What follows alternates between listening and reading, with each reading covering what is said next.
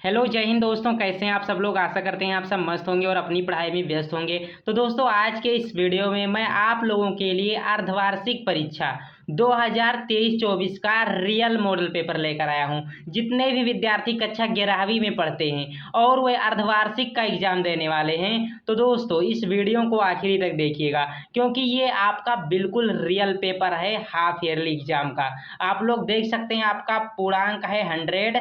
यहाँ पे समय 2.5 घंटे का है। जितने भी यूपी बोर्ड वाले छात्र हैं आखिरी तक इस वीडियो को देखेंगे, काफ़ी ज़्यादा फायदेमंद वीडियो होगा आपके हाफ ईयरली एग्जाम के लिए।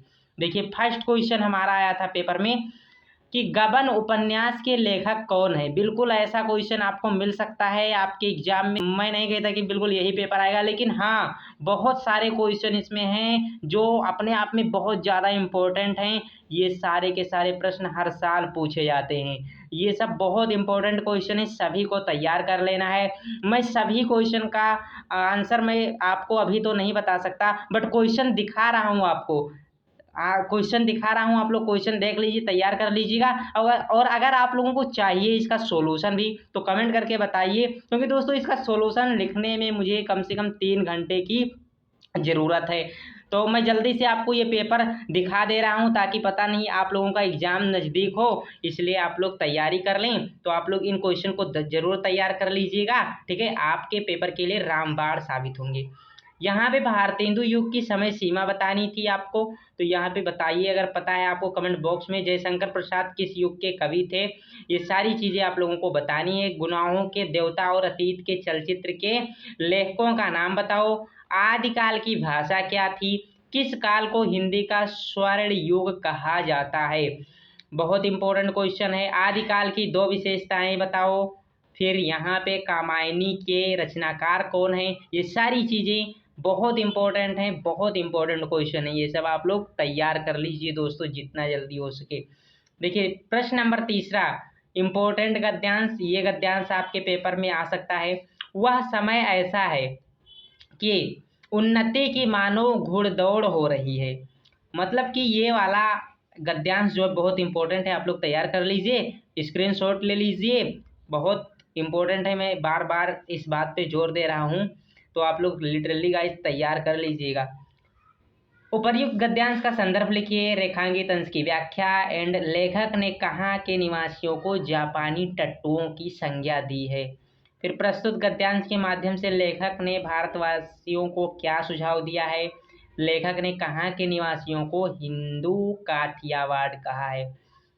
या फिर आप लोग इससे कर सकते हैं, इन दोनों में से विकल्प के रूप में आप लोगों के लिए है, इनमें से एक ही आपको करना था, तो कोई सा भी अगर आपको पता है तो कर दीजिएगा। यहाँ पे देख लीजिए, या इसके प्रश्न हैं। फिर प्रश्नोत्तर नंबर 4 में यहाँ पे आप लोग देखेंगे तो पद्यांश पाएंगे। तो पद्यांश में ये सब पद्यांश है, यहाँ पे आप लोग देख लीजिए। बहुत दिनन में प्रीतम पाए, भाग बड़े घर बैठे आए। तो बहुत अच्छा है, इसको आप लोग तैयार कर लीजिए, आ सकता है। इसका संदर्भ सहित व्याख्या भी करना है आप लोगों को। आइए देखते हैं अगला प्रश्न हमारा क्या है। यहाँ पे रेखांकित अंश की व्याख्या। फिर रसना को किसका स्वाद आने लगा। यहाँ पे यहाँ कबीर ने राम के द्वारा किसकी ओर संकेत किया है। तो ये सारी चीज़ें आप लोग तैयार कर लीजिए। यहाँ पे आप लोग दूसरा गद्यांश भी दूसरा पद्यांश भी देख सकते हैं। निम्नलिखित में से किसी एक लेखक का जीवन परिचय देते हुए उनकी महत्वपूर्ण रचना का उल्लेख कीजिए। ये 3 लोग हैं, यहाँ पे 3 लेखक, इन तीनों में से किसी एक का जीवन परिचय लिखना है और साथ ही रचना का नाम भी लिख देना है। फिर साहित्यिक परिचय है, रचनाओं का उल्लेख इसमें भी करना है, ध्यान रखिएगा। बलिदान कहानी की कथा वस्तु संक्षेप में लिखिए, या आप लोग इसे कर दीजिएगा, आकाशदीप कहानी का सारांश लिख दीजिएगा। यानी कि इसमें आप लोग दोनों में से कोई एक कर सकते हैं। अपने स्वपठित नाटक के दूसरे अंक का सारांश लिखो। फिर ये संस्कृत गद्यांश आ गया आपका, 2 है, इसमें से कोई एक करना है। फिर पद्यांश आ गया संस्कृत का, इसमें भी 2 है, कोई एक करना है। फिर यहाँ पे व्याकरण शुरू होता है। यहाँ पे देख लीजिए, निम्नलिखित मुहावरों और लोकोक्तियों में से किसी एक का अर्थ लिखते हुए वाक्य प्रयोग कीजिए। यहाँ पे संधि है, आप लोग देख लीजिए, स्क्रीनशॉट ले लीजिए। 11वें क्वेश्चन में आपको सही युग्मों का अर्थ लिखना है, मतलब इन युग्मों का अर्थ लिखना है। जैसे अनिल का क्या अर्थ होता है, अनल का क्या अर्थ होता है, ये आपको लिखना है। निम्नलिखित शब्दों में से किसी एक शब्द के दो अर्थ लिखिए, ये भी आप लोग तैयार कर लीजिए, बहुत इंपॉर्टेंट है। तो आप लोग स्क्रीनशॉट ले लीजिए, ऐसे सब पढ़ लीजिएगा। अगर आप लोगों को सॉल्यूशन चाहिए तो कमेंट कर दीजिए एक बार, आप लोगों को इसका सॉल्यूशन पीडीएफ के रूप में प्रोवाइड करवा दिया जाएगा।